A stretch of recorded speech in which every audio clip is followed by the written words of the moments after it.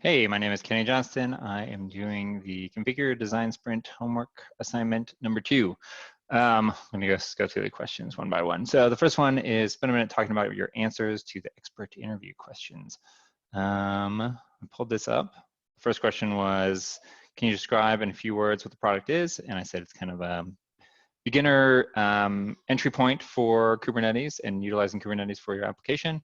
What is the product trying to solve? I think it's trying to solve for Kubernetes is complicated and I don't really know how to use it. And I just kind of want to get started with getting my app to production quickly. So kind of like moving quickly through the stages of the DevOps loop all in one application, but not giving me kind of what I would want if I were doing a production type deploy.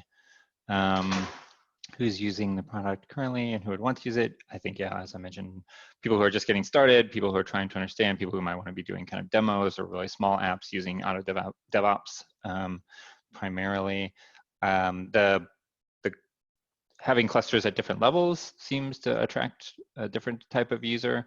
And so having group level clusters means that there might be some kind of overarching platform user using it, but I don't think that our capability of configuring your cluster well suits that more sophisticated use case. Biggest problems I think are that being able to configure your infrastructure, configure that cluster in a more complex way and still utilize it seems to be one. And for world with no resource, what would the product look like? People who've talked to me about this before know that I have a specific tool that I always come back to. Now I'm blanking on. It is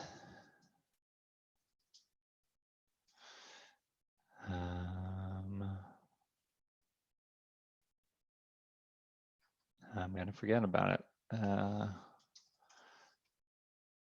It's called Container Lens. Yeah, which is kind of like an IDE for managing the configuration of your Kubernetes cluster, which seemed pretty useful. I think that actually our work in IAC is probably more in line with a GitLab-y way of doing something similar. Top 3 things I want to get out of the workshop. I'd love to just kind of get a shared model to learn a lot. I'm not a Kubernetes expert by any stretch of the imagination, nor am I someone of the profile who would be regularly interacting with and configuring a Kubernetes cluster. So I'd like to learn, like to get some shared understanding, and like to have some concrete steps of what we can do to start iteratively approaching some new kind of direction that we agree on. Okay, so that was part 1 of the homework assignment, which was 1-minute overview. I think it took more than, that was 3 minutes. Problems you see in the current GitLab integration vision. Yeah, I think it is that the integration vision and maybe the structure around GitLab managed apps is very confining. And so to the extent that that becomes more flexible and that you can treat maybe Kubernetes like another set of infrastructure as code, the cluster itself, but manage that in a really robust way, I think would be pretty cool.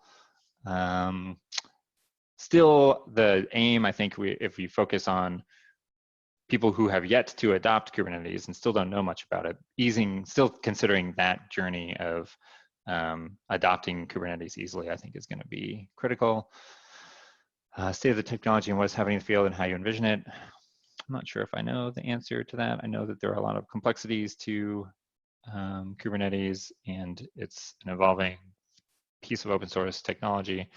I think that things that are cool to me are things that help make Kubernetes more accessible and more manageable. And so, you know, I know there's also a bunch of work in making Kubernetes more scalable and applicable for different types of applications. So there's a couple of different vectors there. Companies or implementations that inspire you. I really like our CI/CD based Kubernetes managed app and config process. I think that's really cool and really smart and a great way to utilize a bunch of GitLab strengths. As I mentioned, I like Container Lens, just in terms of the like UI experience that you get for understanding and managing a cluster. That's something I forgot to mention. I think that one of the big points where complexity comes into managing a cluster is when something went wrong and you're trying to figure out what went wrong.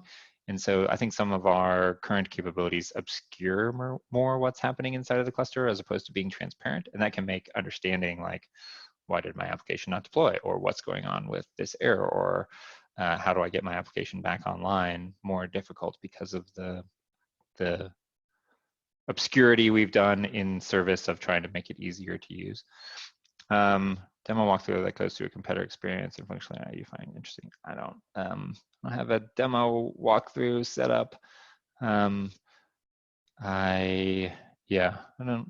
was thinking maybe I could go through our current experience. I was just looking at it a second ago for a different purpose, so I'll just share my screen and maybe I can talk through a little bit about what I think about it. Okay, this is an attached cluster, group level cluster. I love how this has evolved from having the separate environments tab to now having health and applications. I think that's really cool and a cool separation. I think the applications thing starting to worry me because it's starting to get long and not giving a lot of description to our users about what and why they might use these applications, as opposed to just giving them the list. And maybe some of these applications need to go to where you would actually use them. Like when you're doing CI/CD settings, you install the runner there rather than just showing the install button process here. And this can be more about what applications are running as opposed to adding new ones. I love, as I mentioned, the cluster management project process. I think that's really ingenious in the way that we connect projects that are meant to be either the configuration or the definition of infrastructure, and then the configuration and definition of the application that are running, and kind of like connect the two. I think if you play on that pattern, it can get pretty robust and useful for a bunch of different use cases. So think of like, I know this application lands on this infrastructure for this environment, but those are connected by projects. Or this application I know is landing on this cluster and I've connected the two. And so there's a lot of things that GitLab can like natively do once you've identified that connection for you as a developer. So you don't have to always manage that complexity yourself between projects. So what else? I have recently had this realization that I think if you look at most of these managed cluster providers, so obviously Google is farther ahead than others, I think, but Google has a really interesting setting for clusters that I noticed recently, which was the ability to keep your cluster upgraded. There's been a lot of like, oh, well, who's going to manage the state of my cluster? But now when you create a new cluster in GKE,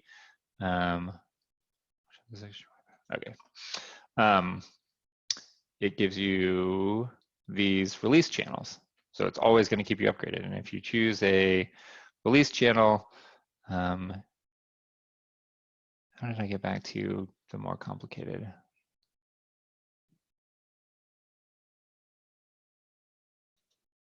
Oh, maybe it's over here. Okay, yeah, pools. There's a place where I could choose when I wanted it to update.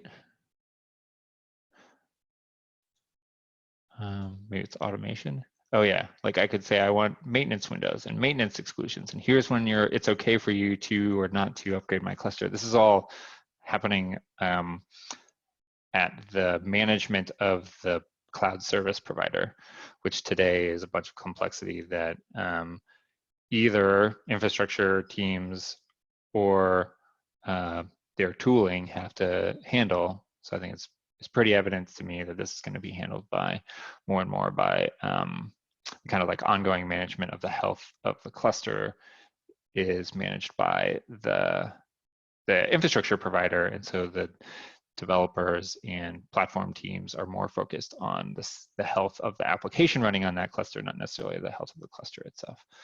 So that's an interesting pattern that I've noticed. I'm way over time. I'm almost at 10 minutes. Hopefully this answers the questions I was intended to answer. Thanks all. I'm looking forward to the design sprint. Take care.